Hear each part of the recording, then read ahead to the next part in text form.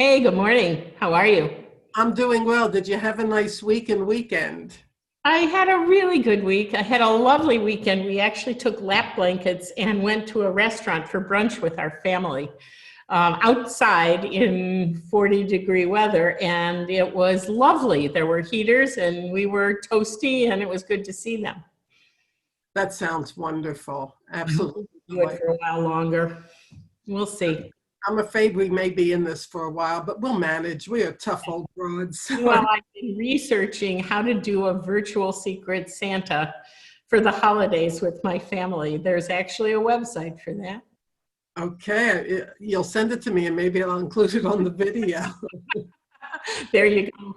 But as I was thinking about topics um, that would be of interest, the one that stuck out to me had to do with negotiating.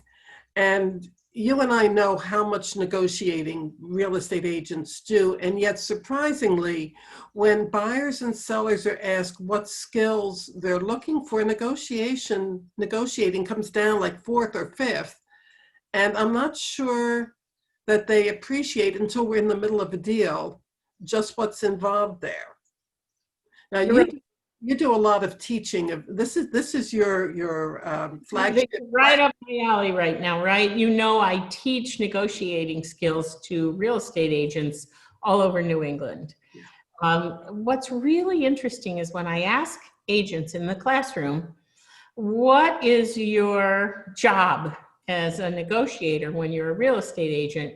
99% of the time, their answer to me and their hands shoot up like they're in the front row, I got it, I got it. And their answer is, my job is to get my client the very best price possible with the least amount of energy. And that's not a bad answer, don't misunderstand, but sometimes it's the wrong answer. So what is the right answer? Well, in my opinion, the right answer is to understand, buy into, and work like a dog to achieve your client's goal, whatever that may be. And I guess the difference is sometimes getting the best price or fighting for the best price means you win the battle and lose the war. Somebody else buys the house for a couple grand more. But, that's really very interesting, Lynn, because discussions with new agents, they always assume that the price, the asking price, the offer price is the driving issue. Right.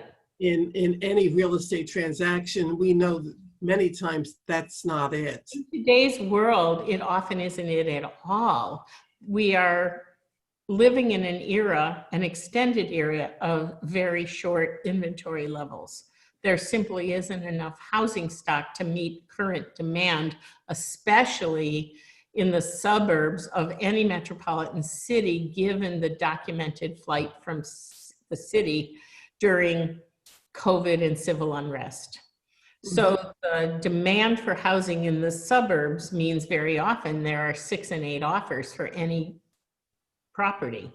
So getting them the best price may actually be the highest price if they really want the house. So as a negotiator, if I don't understand the goal, what's my client's goal? How can I possibly negotiate on their behalf? It's not about me at all. It's never about me. It's about helping them meet their goal. So I will ask a few clarifying questions so that I know if you were buying a house and you said it's on the market for 500, I'll offer 500. My question to you is, well, Annette, there are 5 offers on the table right now. If one of those offers paid that seller above their asking price, would you mourn the loss of this property?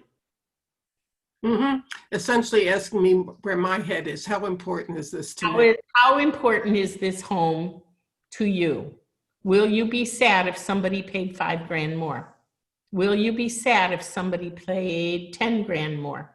Would you have paid 10 grand more? So sometimes the negotiation is internal, right?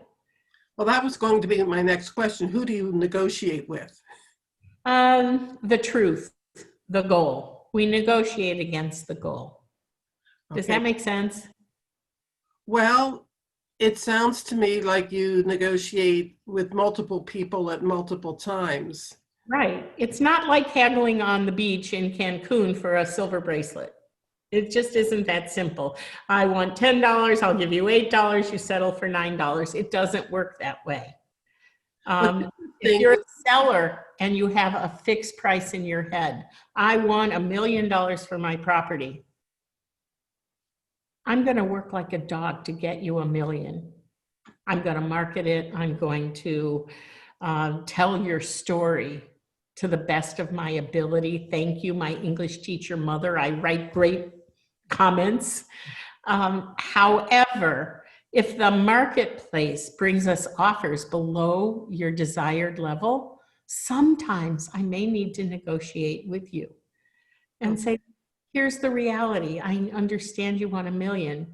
The marketplace is only giving us $950. Can you do what you want to do at $950?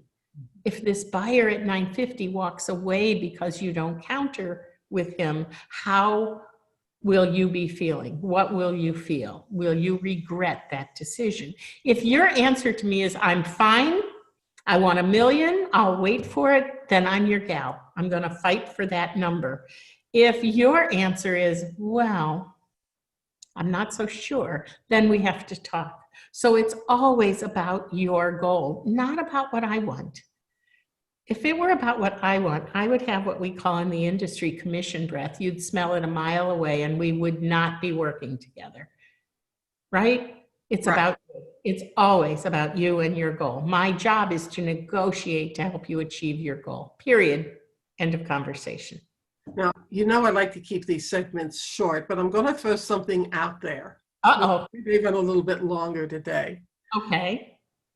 How often do you split the difference between two positions? And the reason I ask this, I had, when I was a brand new agent, I had this young fellow who said, well, they're asking this much, I'm going to offer this much, then they're going to come back at this much, and I'm going to come back at this much, and then we'll agree. And each step he was slicing it in half and predicting how the negotiation would go. And in some cases, he was probably right on target. And so my answer to you is that it all depends. I would say you're describing the most classic American way of negotiating. Everybody gives a little, it feels fair. But we live in an amazing, multicultural, very diverse world here in Greater Boston. And so many of our clients, buyers and sellers, come to us with generationally ingrained cultural negotiation patterns. And so that may not work if you're negotiating with someone whose thought process is not classic American negotiation. And one of the things I would suggest that anybody looks for in a real estate agent is someone who understands those differences. Very interesting, and we've all experienced it, and I'm sure the audience will greatly appreciate it. Lynn, have a fantastic week. I intend to. You too. I plan to as well. Okay. Bye now. Bye.